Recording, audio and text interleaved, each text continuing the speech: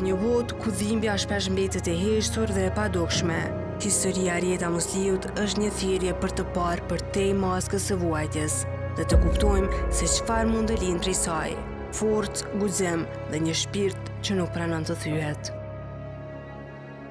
Kur mediat flasin për dhimbjen dhe vuajtjen, shpesh ato bëhen një histori e shkurtër, e shpejtë, që kalon përmes ekranit pa e lënë pas asnjë gjurmë.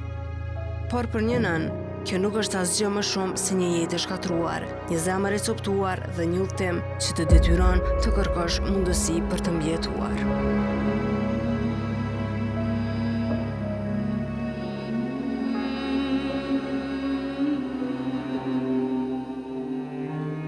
Arieta na sjell një rrëfim të thellë dhe personal, ku flet për dhimbjen e papërshkrueshme që ndjen pas humbjes fizike të djalit të saj nga përdorimi i substancave narkotike.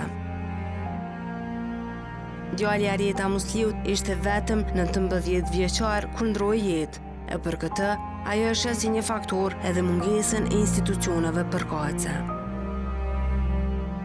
Është një temë që sa herë që përmendet nga ana e realizimit të misioneve, është një gjë e mirë, ndërsa për një anë me vazhdu me jetu pa prezencën fizike të fëmijës është ndër sprovat më të rënda. Kom pas fatin me u ballafaqu me një dhimbje jashtëzakonisht madhe, që nuk ka përshkrim, që nuk mendoj që ekziston ndonjë peshore që mundet me bë peshën apo matjen e dhimbjes, po mbi të gjitha një pjesë e dhimbjes është shndru fatmirësisht në një forcë, në një guxim, në një zbutje të dhimbjes për 6 vite që unë veproj në këtë qendër. Arsyeja dihet se si një abuzues, si një i ri, si një kurreshtar, si një djalë shumë i mbar, përfundoi me ikje fizike, djali im, dhe sa kemi kërkuar ne ndihmë bashkë me djalin tim, kam fjalën për institucionet në nivel të Kosovës, më ka mungu brenda meje mu si prind, fillimisht si nan, sepse është ndër informatat më të papranueshme për prindin, edhe nëse ka dyshime, po edhe nëse identifikohet fëmija i tij që është konsumues i lëndëve narkotike. Arieta Musliu për ekspoze i prodhimi Gazeta Blic tregoi se si del të jetoj me atë dhimbje dhe ku e gjeti forcën për të hapur një qendër të titulluar Rijeta. Pas ikjes tij fizike, më është dashur goxha kohë. Këtu jam minjose familjes ngushtë, miqve, rrethit që më rrethan, që unë mos dorëzohem. Sepse forma më e lehtë është dorëzimi. Themi nuk mundem, po jetoj me një dhimbje shumë të madhe, po ne falë Zotit që kemi atë fuqinë e brendshme dhe mos me ju dorëzu stuhibe që na godet jeta. Dhe pas 2 viteve e mendojsha vetëm si ide brenda kokës time, çka duhet të bëj Arieta.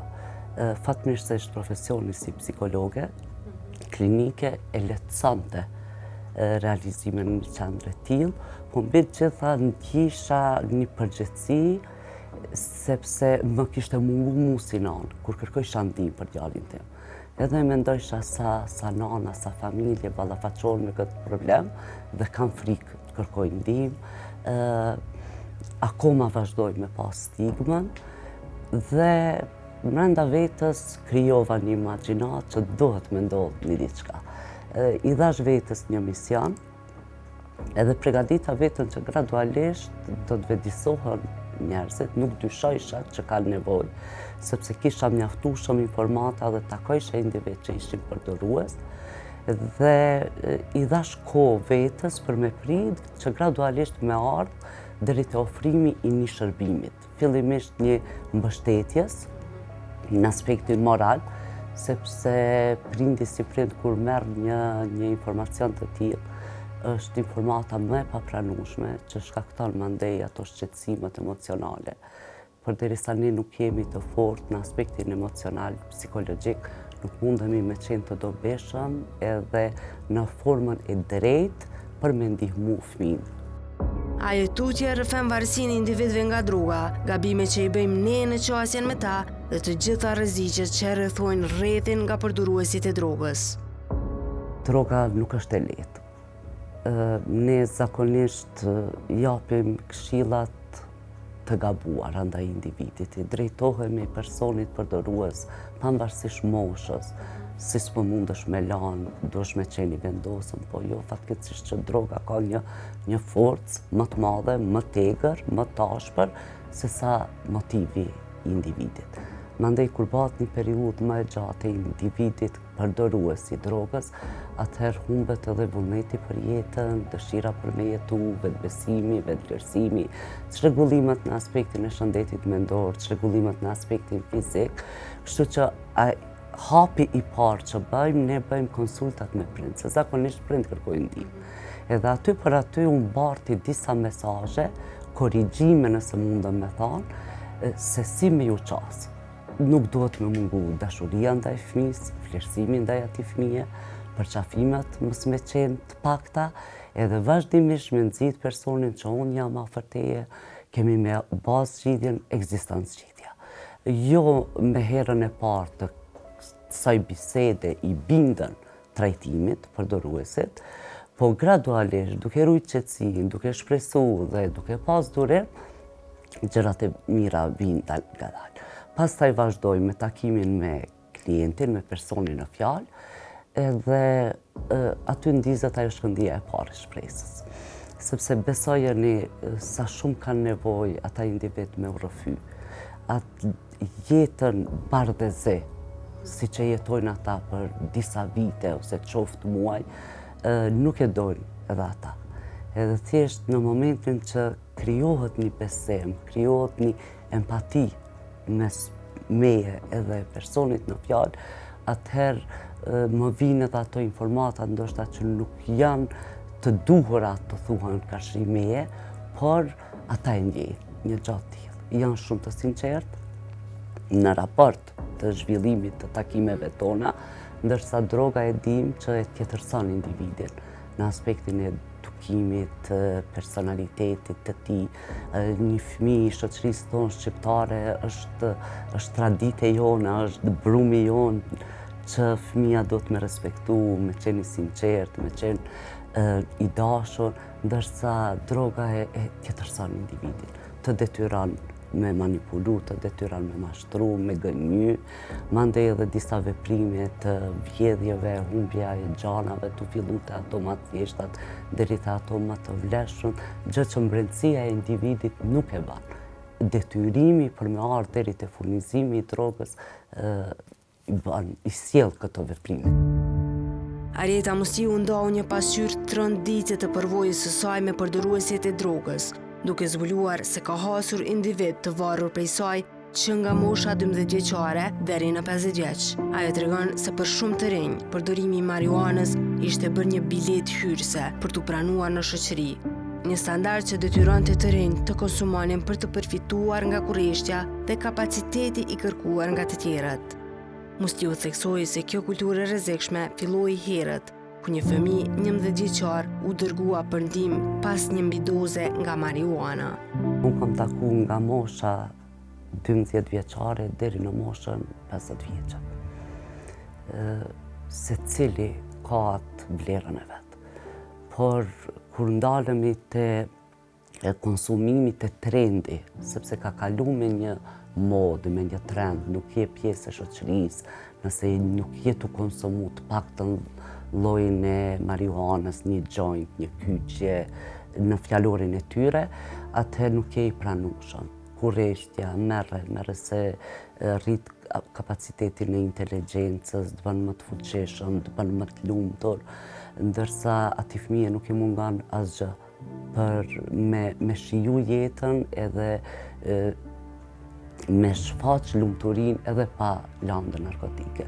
Ne kemi pas fëmijë të moshës 11 vjeçe që e kanë referuar dhe kemi kërkuar ndihmën edhe të policisë, edhe institucioneve shëndetësore që ai individ ka kalu në një overdose, mbi dosë, nga marijuana, që pastaj historia ka pasu me disa të moshës 13-14 vjeqe, e kanë taku, shko blena një pako cigare, mandej mere provoje këta, edhe thjesht çka mundet me ditë fëmija 11-12 vjetë. Çka është? Është një cigare e thjesht, po këtu fillan ajo e keqe, ajo e tmerrshme. Arieta Mustiu tutje tregon një rritje shqetësuese të përdoruesve të drogës nga gjinia femrore, duke theksuar se numri i vajzave të varura është në rritje çdo ditë më shumë, teksa shton se fenomeni ka përfshirë individ deri në moshën 50 vjeçare, një pasojë e pandemisë, ku shumë njerëz që kishin biznese të mbyllura kanë filluar të përdorin drogat si një ngushëllim për stresin e situatës. Numri i vajzave është ditë në rritje.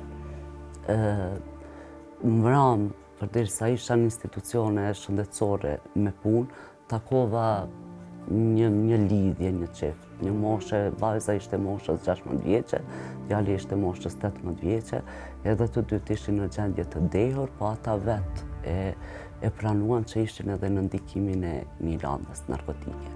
Kështu që jemi të shqetësuar për moshën, për çdo individ pavarësisht moshës, edhe nuk po shkon në ulje numri, po dita ditës jemi në rritje të personave që po e marrin rrugën e përdorimit të drogës. Kur e them moshën deri në 50 vjeçe, kjo ka ndodhur këto 3 vitet e fundit, që unë si shkak e shoh pandemin, kur ishim të izoluar, edhe shumë biznese kanë pas dështime në bizneset e tyre, persona që janë marrë me biznese, edhe ndoshta një moshë më e pjekun ka fillu si ngushëllim. Është mbështet për muri, ashtu si ma kanë thënë, kom hamu milionat, nuk e rimarr vetën, edhe thjesht e kom marrë më relaksu për një moment me harru atë realitetin që ballafaqohet individi. Gjatë që ne e dim që asnjë zgjidhje nga më të vogla deri me ato më të vështirat, askush nuk e ka gjetë zgjidhjen te përdorimi i drogës, as ne, as njëri, as cili do. Mustiu për ekspoze tregoi edhe si janë nis varësia nga narkotikët dhe cilët janë ata që mund të furnizohen shumë lehtë edhe në tregun tonë. Aktualisht i kemi mosha deri në moshën 30 vjeçe. Këto që i kemi standardet, nëse muj me qujt, që kërkojnë ndihmë. Aty mandej e kuptojmë, nëse vjen mosha 20 vjeçe, ai dëshmon që është konsumus i disa landëve narkotike për 5 vite. Po ai hapi parë është te lloji i marijuanës. Aty.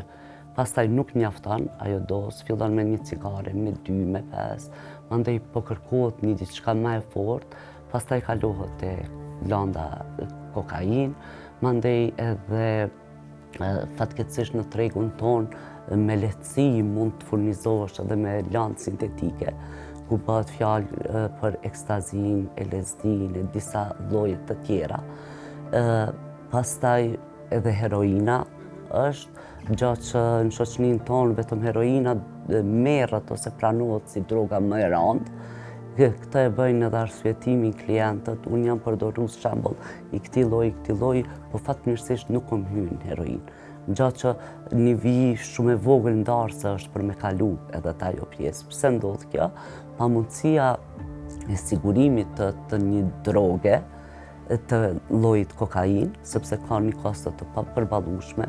Një fëmijë 18, 20, 25 vjeç është e pamundur me siguru ai një dozë ditore që është më e pakta, edhe mandej pasojnë ato veprimet jo të mira, edhe në fund përfundohet mbase të disa individ edhe në konsumimit e llojit heroin. Të shpëtosh një individ ke shpëtuar gjithë botën, e deri sot Arieta Mustiu u bë arsyeja që mbi 100 persona shohin botën me ngjyra pa drogë. Për këto 6 vite unë të paktën një herë kam taku, sepse merrem edhe me statistikat, me evidencën, me llojin, me moshën, kam taku mbi 5.000 individ, që ata janë deklaru përdorues.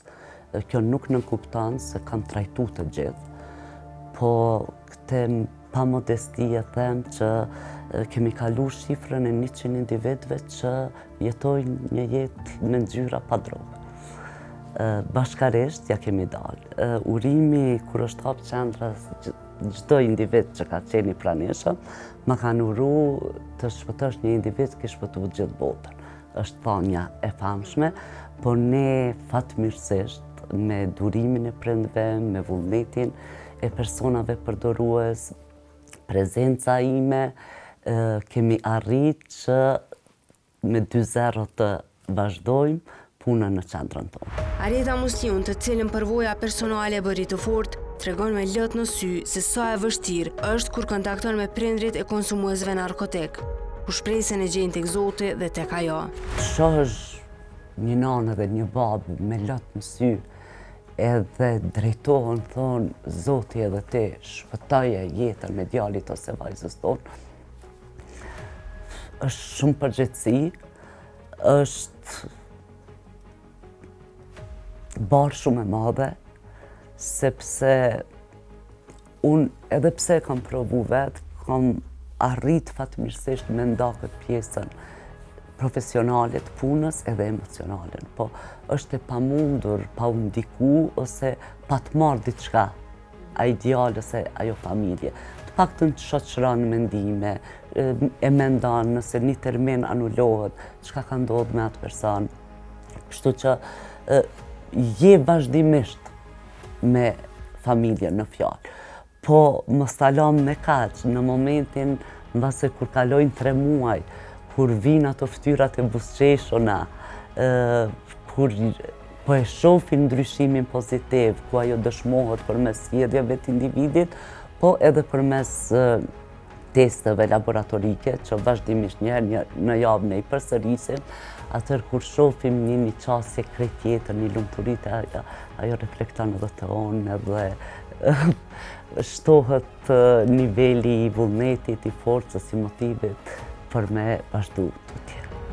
Tutje, ajo tregon se prioriteti i qendrës së saj është parandalimi i dukurive negative, duke mos u përqendruar vetëm te droga, por duke përfshirë edhe abuzimin me alkoolin, ilaqet, bigjozin dhe prostitucionin, të gjitha pjesë e një zinxhiri të pakontrollueshëm. Ajo shpjegon se qendra po hap dyert për individ që kërkojnë ndihmë dhe inkurajon familjarë që të reagojnë me qetësi kur zbulojnë se fëmia i tyre është përdorues i drogës. Prioriteti i qendrës është parandalimi, vetëdijsimi ndaj dukurive negative. Kur i themi këto dukuri negative, nuk po flasim vetëm për drogën, sepse është një zinxhir mbase i pashkputshëm, ku kemi konsumimin e alkoolit, abuzimi me alkool, abuzimi me drogat e ndryshme, abuzimi me ilaçe, se përdoruesi në mungesë të një lloji të drogës abuzon në bazë të miteve apo informatave të gabume që mundet me konsumu me një pako të antidepresantëve. Pastaj, bigjozi është pjesë e kësaj. Lojrat e fatit, fatkeqësisht po tham, munden me u praktiku, mu apliku edhe përmes telefonit. Mandej prostitucioni është pjesë e kësaj, edhe ne si shoqëri duhet me bë më shumë në promovim, në parandalim. Këtu është suksesi më i madh, sepse këto po e them në bazë të interesimit të personave, të nxënësve që unë kam vizitu mbi 100 shkolla. Muajin nëntor kemi shpall muaj i vetëdijsimit ndaj dukurive negative. Edhe aq shumë mirëpritën ligjërata, shpërndarja e materialeve që kemi, broshurave, edhe aty për aty ai djalë ose ajo vajzë, nëse nuk ka pas informacione, sepse dhe landa qytetare, edukimi flitet, po jo në thelb në detaje rreth këtyre dukurive negative. Besojeni që në një shkollë që kam qenë prezente, nuk ka kalu 2-3 ditë që 2 apo 3 vetë kanë kërku ndihmë nga ajo shkollë. Qoftë familjari, qoftë motra për vllahun, për dikën. Kështu që ne po i hapim derën shumë individëve për me kërku ndihmë. Pastaj te i riu, te mosha e re, të kthehemi te familja. E kuptoj, e kam përjetu vetë, sepse është shumë e vështirë, po i lutem që ta marrin me qetësi lajmin ose dyshimin që fëmia i tij po konsumon drogë. Të kushtojmë kohë sa më shumë me fëmijët e tonë.